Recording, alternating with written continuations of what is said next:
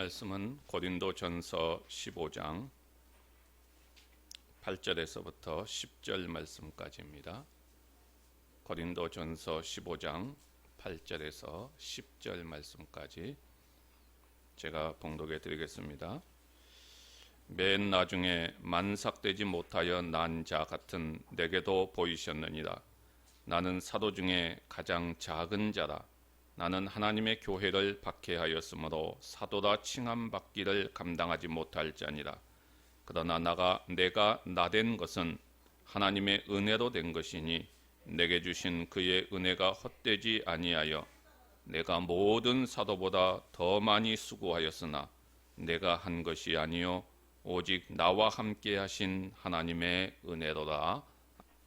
하나님께서 처음 세상을 창조하셨을 때 그 지으신 모든 것을 보시고 좋았다라고 성경은 기록합니다.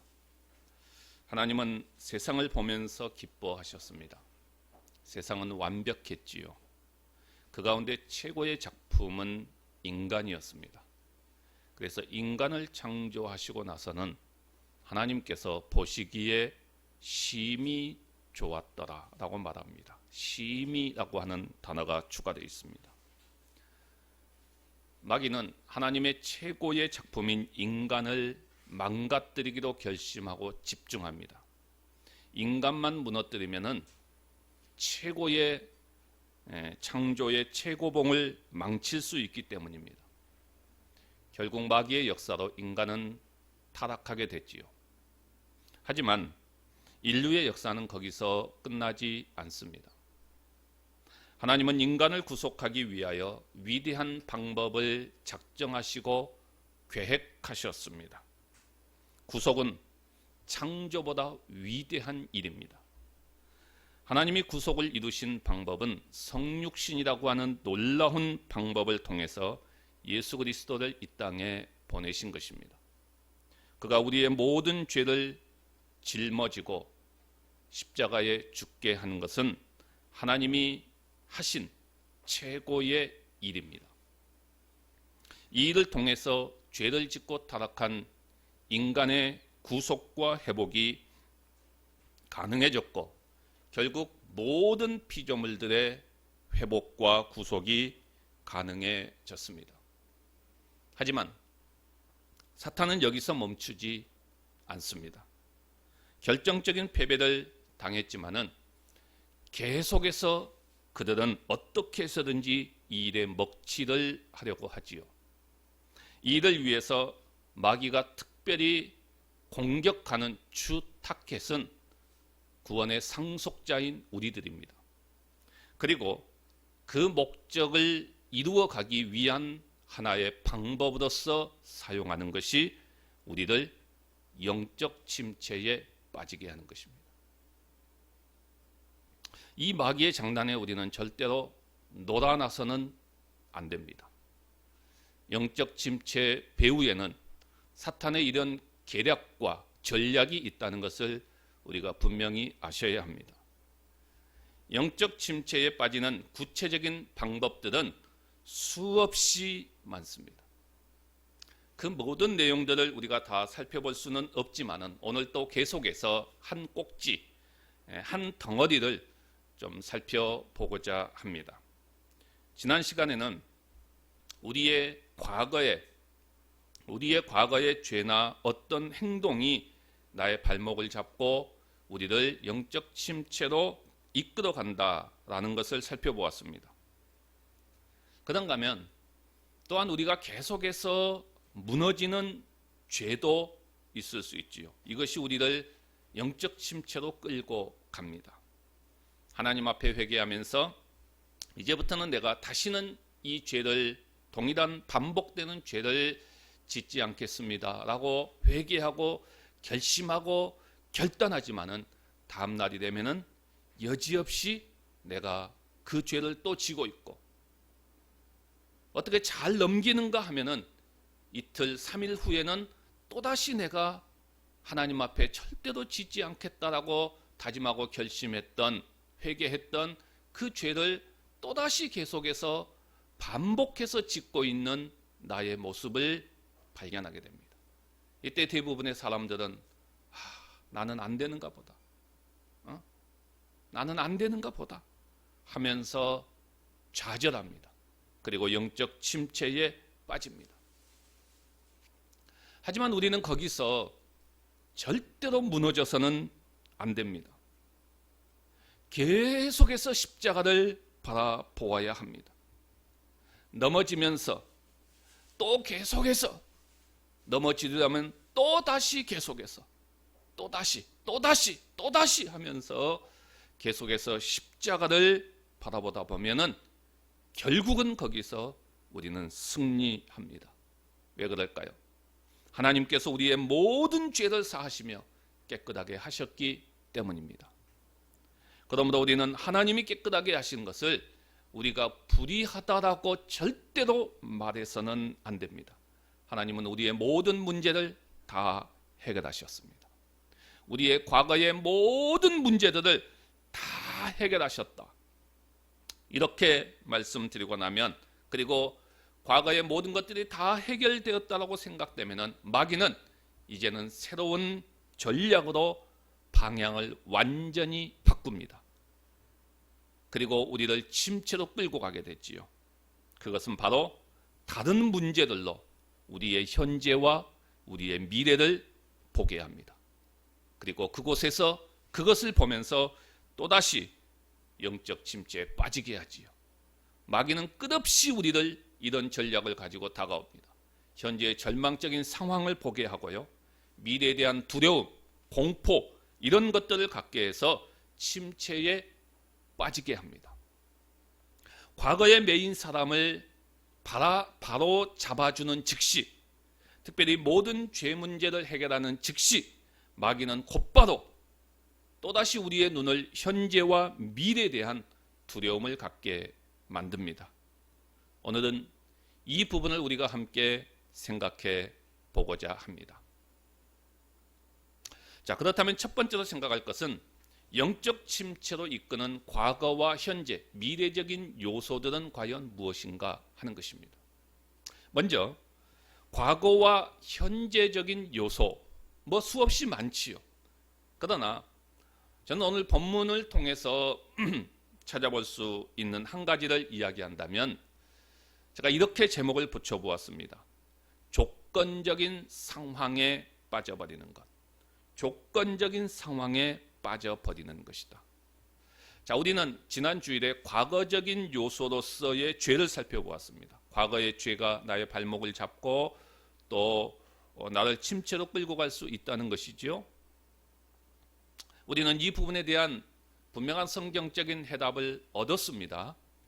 분명하게 하나님의 말씀을 통해서 이 부분에 대한 선명하고 확실한 성경적인 답을 얻었습니다. 더 추가적으로 과거적인 요소를 말씀드린다면 조건적인 상황에 매여 버린다는 것입니다. 조건적인 상황이라고 하면 뭘까요? 자, 오늘 본문을 근거해서 본다면 이런 형식입니다. 내가 진작 예수를 더 빨리 믿었다면, 내가 진작 예수를 더 빨리 믿었더라면 더 많은 일을 할 수 있었을 텐데, 이런 탄식이지요. 내가 진작 예수를 더 빨리 믿었어야 되는데 그렇게 하지 못하고 내가 너무나도 허송세월을 보내버렸다, 이렇게 뒤늦게 후회하는 것입니다. 내가 이렇게 늦게 믿고 나니까 별로 할 것이 없다, 별로 할 일이 없다라는 후회를 하는 것입니다. 과거를 돌아보고 후회하는 것이죠.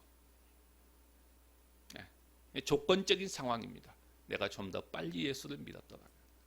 저는 우리 교회에 이런 사람들은 한 명도 없다라고 저는 믿습니다. 그런데 많은 사람들이 이런 후회와 탄식을 하면서 침체에 빠집니다. 그런가 하면 과거뿐만이 아니라 현재적인 요소에서도 마찬가지입니다. 이 현재적인 요소에 사로잡혀서 그렇게 하는 사람들도 굉장히 많아요.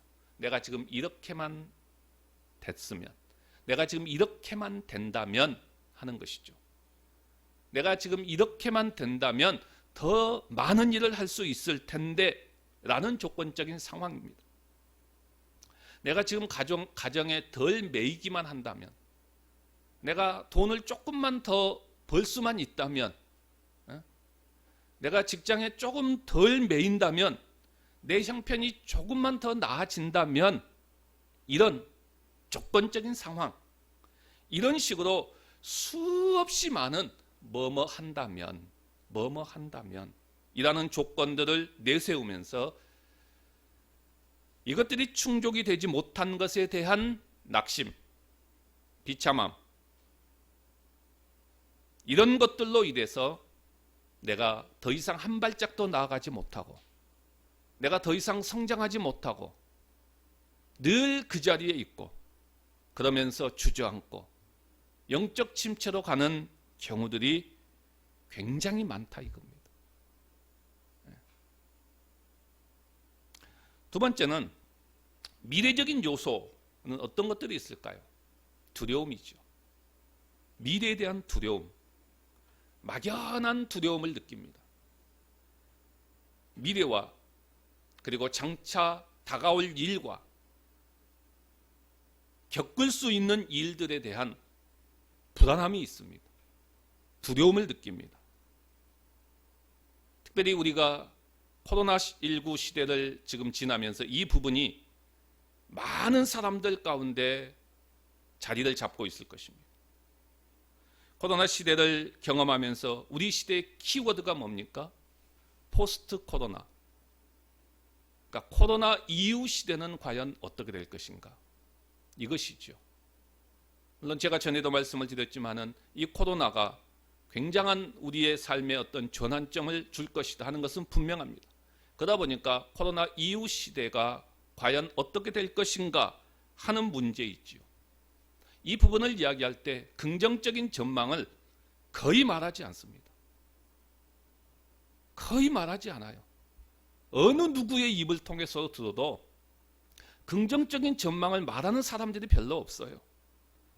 어떤 분야를 이야기해도 긍정적인 이야기들을 쉽게 나오지 않습니다.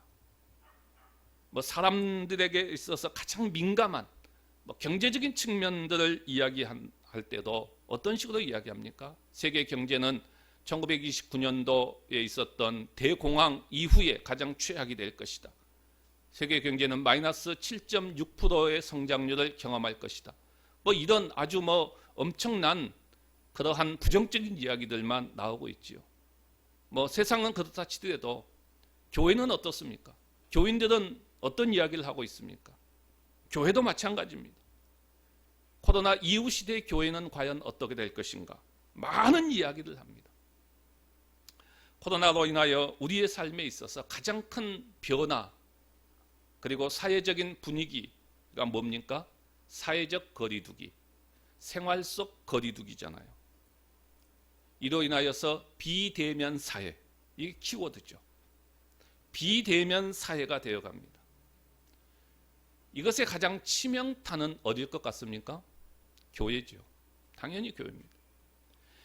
비대면 사회는 교회의 본질과는 가장 대치되는 부분입니다. 교회는 비대면이 아닙니다. 모이는 곳입니다. 얼굴과 얼굴을 맞대고 모이는 것이죠. 교회는 절대로 비대면 사회가 아닙니다. 그러다 보니 가장 치명타다라고 이야기할 수도 있겠지요. 벌써부터 교회마다 말하기를 진짜 그리스도인들만 남았다는 거예요. 명목상 그리스도인들은 다 떠나고 진짜 그리스도인들만 예배드리고 있다는 거예요. 네. 어느 분야를 이야기해도 마찬가지입니다. 이 시간에 여기서 이런 모든 것들을 다 담아서 말할 수는 없지만은 과연 이런 것들이 얼마나 맞을지는 모르겠습니다. 하지만 분명한 것은 사람들이 바람을 탑니다. 괜히 안 그러는데 괜히 옆에서 그런다 그러면 휩쓸려 가요. 그게 사람의 심리예요. 그리고는 그 바람을 타버려요. 네. 그렇게 가버립니다. 그래서 막연한 두려움에 사로잡힙니다. 이 막연한 두려움은 결국 우리를 어디로 끌고 가느냐? 영적 침체의 자리로 끌고 갑니다. 이것은 마귀의 아주 적합한 우리를 영적 침체로 끌고 가는 아주 적합한 전략이에요. 이 전략에 수많은 사람들이 그냥 휩쓸려 가고 있다는 거예요. 휩쓸려 가고 있다. 그런데 여러분, 인류의 역사를 보십시오. 인류의 역사가 여기까지 올 때에 얼마나 많은 수많은 어려움들이 있었습니까? 얼마나 많은 크나큰 일들이 있었습니까? 그런데 지나놓고 봤을 때는 당장은 굉장히 힘들었어요. 그러나 장기적으로 놓고 봤을 때는 긍정적인 요소들도 굉장히 많이 자리 잡았습니다. 오히려 더 건강해집니다. 건강한 사회가 되어지고요. 오히려 더 발전적인 방향으로 나아가게 되고요. 그러는 모습들이 있었습니다. 분명히 이 코로나를 하나님께서 역사하신다는 것을, 섭리하신다는 것을 우리가 믿는다면 하나님의 말씀처럼 하나님은 모든 것들을 합력하여 선을 이루어 가실 것입니다. 이 모든 것들을 이용해서 인류의 구원의 방향으로 이 모든 것들을 이끌어 갈 것입니다. 우리는 이 하나님을 믿는 믿음이 있기 때문에 미래에 대한 막연한 두려움 속에 사로잡혀서 영적 침체에 빠질 필요가 없다라는 것입니다.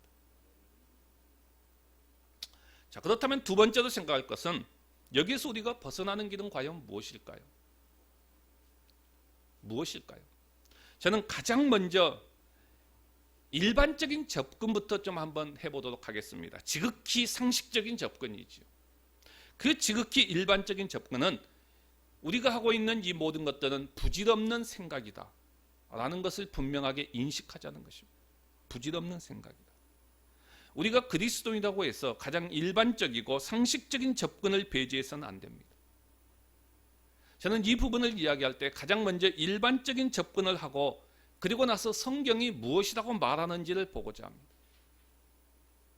뭐뭐 했더라면 이라고 하는 것은 뭐뭐 했더라면 이러면서 생각하고 그 자리에 있는 것은 이건 너무너무나도 부질없는 생각이라는 것을 먼저 아셔야 합니다. 사람이 과거에 뭐뭐 했더라면 하면서 후회하는 것은 지극히 정상이지요. 내가 좀 더 예수를 빨리 믿었으면 좋겠다, 좋았겠다. 내가 왜 허송세월을 보냈을까? 왜 내가 이제서야 예수를 믿었을까? 하면서 후회하는 것은 정당한 일입니다. 하지만 그로 인해 영적 침체의 자리에까지 가는 것은 그건 굉장히 잘못된 것이죠. 우리는 정당한 후회와 잘못되게 낙심하고 비참해지는 상태를 구분할 필요가 있습니다. 과거나 현재에서 뭐뭐 했더라면 하면서 거기에 사로잡혀 살아간다면 그것은 시간 낭비고 힘의 낭비입니다. 이렇게 하면 할수록 우리의 삶을 실패로 이끌어갑니다. 이것은 명백한 사실이며 지극히 상식적이죠. 과거를 되돌아봐야 아무런 소용이 없습니다. 아무런 소용이 없어요. 달라지는 것도 아무것도 없어요. 기가 막힌 속담이 있잖아요. 우리나라에도. 이미 엎질러진 물이다. 이미 엎질러진 물을 담을 수가 없어요. 바꿀 수도 없고 되돌릴 수도 없는 일들을 가지고 부질없이 후회하느라고 시간과 힘을 낭비해서는 안 된다는 것입니다. 미래에 대한 두려움도 마찬가지입니다. 정당하게 미래를 생각하는 것과 현재 아무것도 못할 정도로 미래를 걱정하는 태도 사이의 경계선을 명확하게 구분할 수 있어야 됩니다.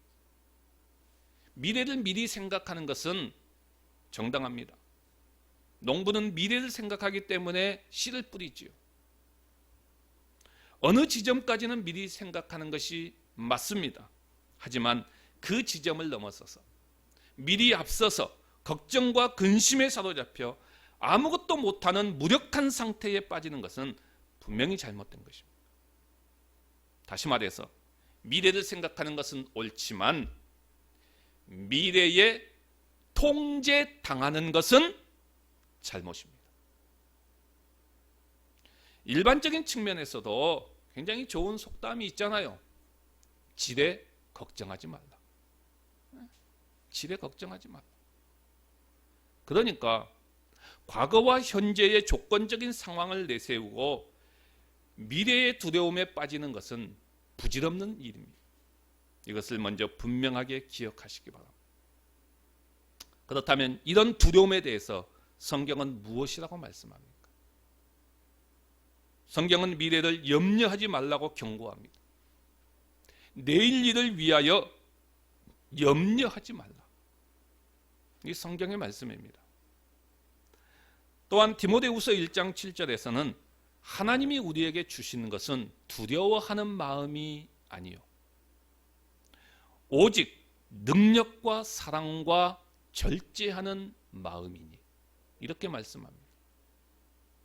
하나님이 우리에게 주신 것은 두려워하는 마음이 아닙니다. 이것은 바울이 지금 디모데를 향한 책망입니다. 디모데는 기질적인 면에 있어서 굉장히 약한 자였어요. 그래서 그는 미래에 대한 두려움에 사로잡혀 버립니다. 지금 자신이 당면하고 있는 엄청난 일들이 있습니다. 엄청난 상황들이 있어요. 문제들이 있어요. 그 문제 앞에 자신의 부족한 능력을 보고 있습니다. 자신의 연약함을 보고 있어요. 그러다 보니까 내가 앞으로 어떻게 해야 될 것인가에 대한 두려움에 사로잡혀 버립니다. 이런 디모데를 향해서 바울이 지금 책망하고 있는 거예요. 하나님이 주시는 마음은 두려워하는 마음이 아니다. 네 속에 있는 성령의 은사들을 불러 일으키라는 것입니다. 그러면서 너는 누구인지 분명히 알고 미래를 본질적으로 다르게 바라보는 눈을 가지라는 것입니다. 내 앞에 미래가 있고 어려움이 있다는 것을 압니다. 그에 비해서 나는 약하다는 것, 그리고 내가 감당할 능력과 상황이 안 된다는 것을 솔직히 인정합니다. 그러나 거기서 멈추지 말고 하지만 이라는 말을 덧붙여야 됩니다. 하지만 내 안에는 하나님이 있다. 하지만 내 안에는 성령님이 계신다. 그러면서 계속해서 뭐라고 말합니까? 하지만 하나님이 무엇을 주셨다고 말합니까?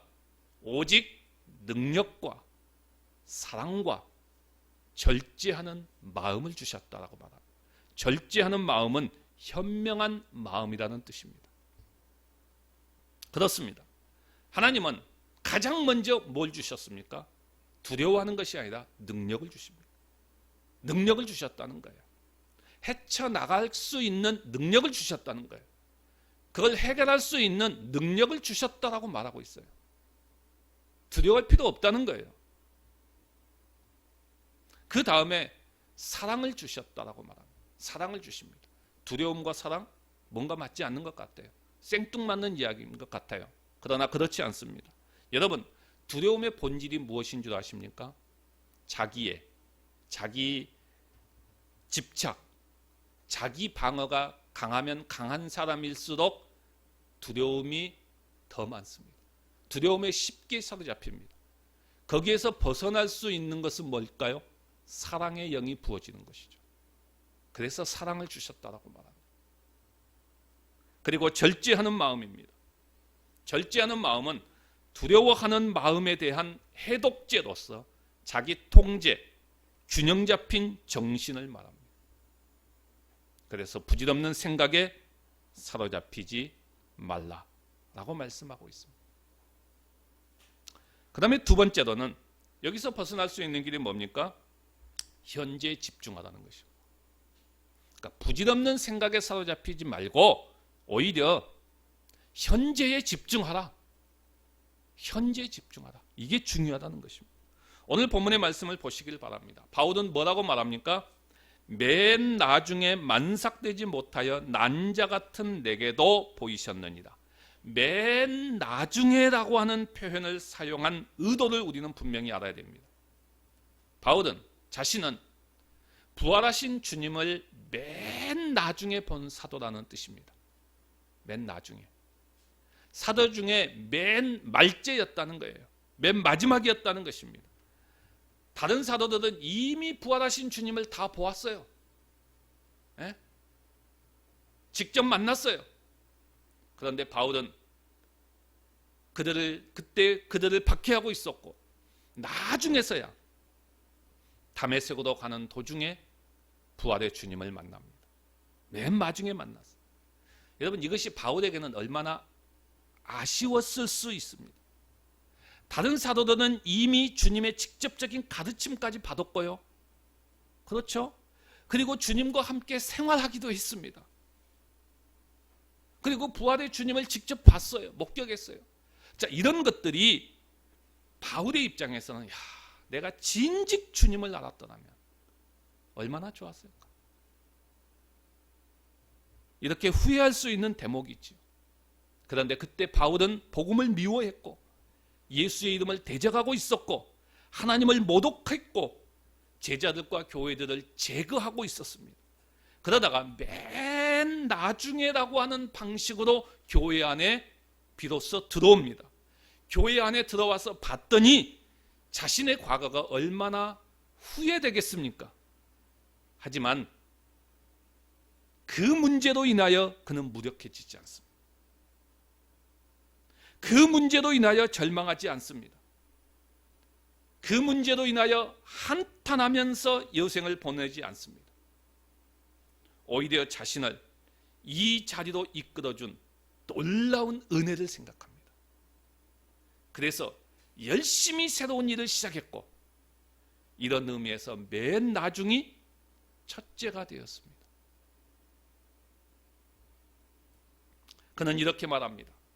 내게 주신 그의 은혜가 헛되지 아니하여 내가 모든 사도들보다 더 많이 수고하였다.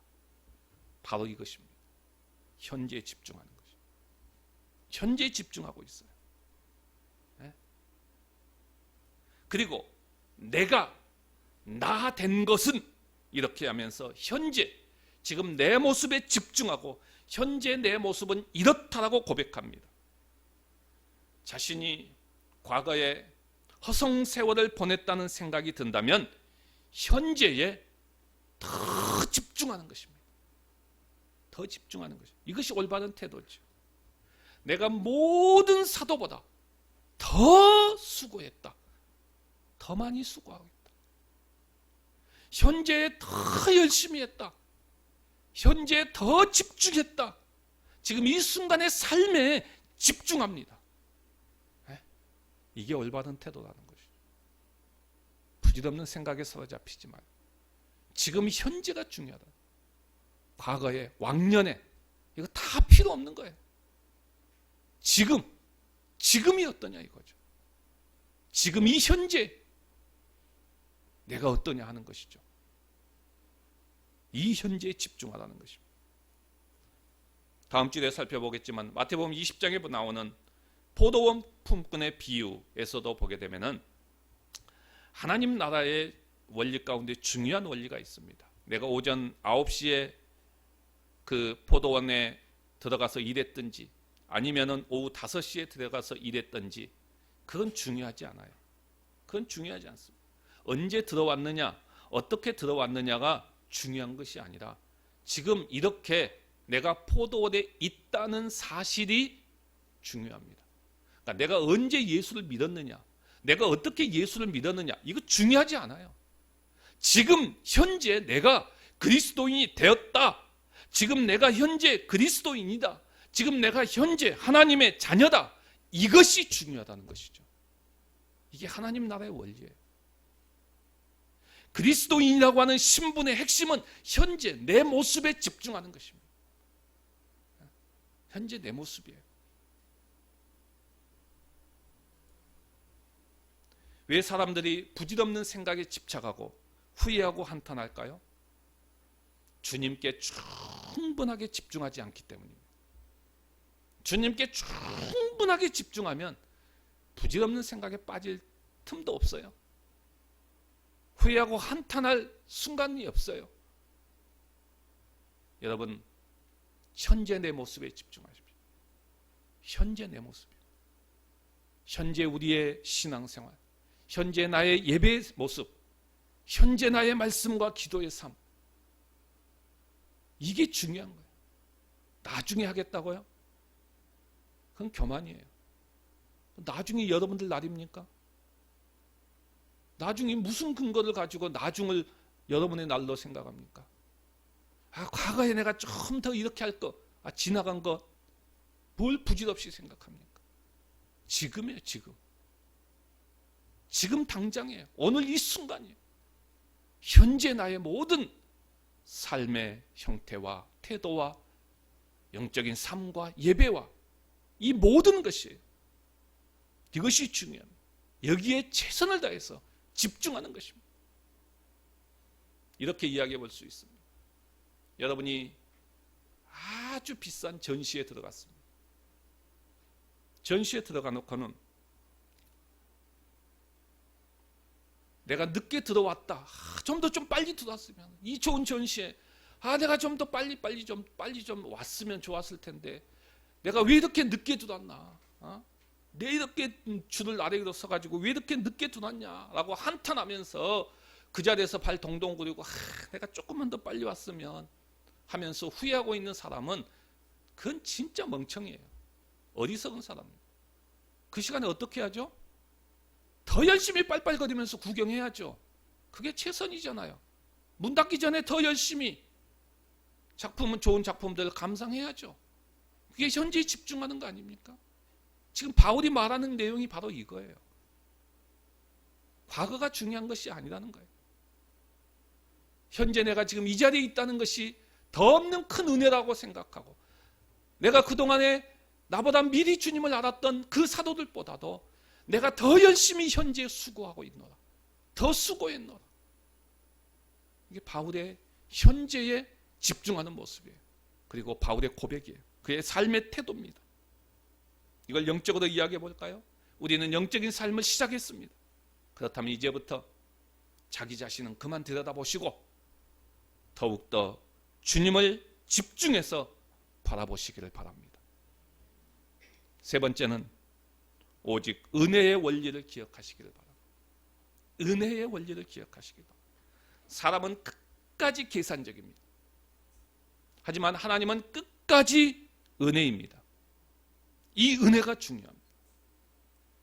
내가 나 된 것은 하나님의 은혜로 된 것이니, 내가 나 된 것은 하나님의 은혜로 된 것이니, 내가 한 것이 아니요 오직 나와 함께 하신 하나님의 은혜로라.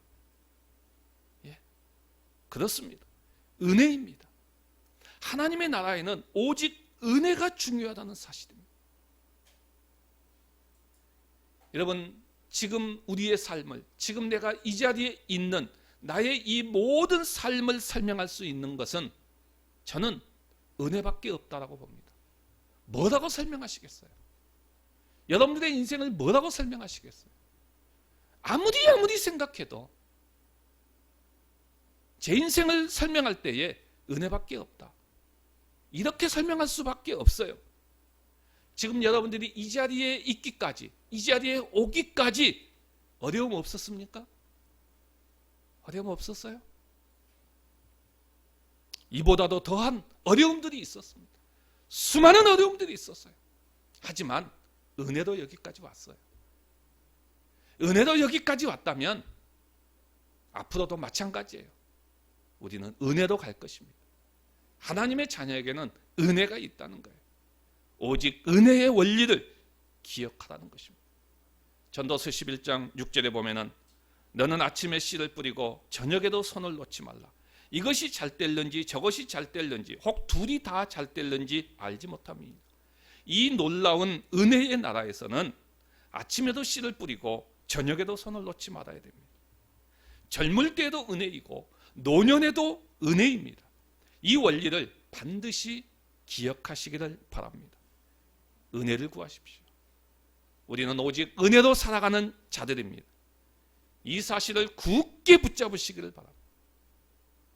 오늘의 시대를 살아가면서 부질없는 생각들을 버리시고 현재에 집중하시고, 현재 우리의 모든 삶에 예배와 영적인 삶, 그리고 우리에게 주어진 모든 일들에 대해서 정말 이 현재에 헌신하며 최선을 다하며 집중하시며 더 주님을 바라보면서, 더 십자가를 바라보면서 은혜의 원리 속에서 살아가는 우리 모두가 되시기를 주님의 이름으로 간절히 바랍니다.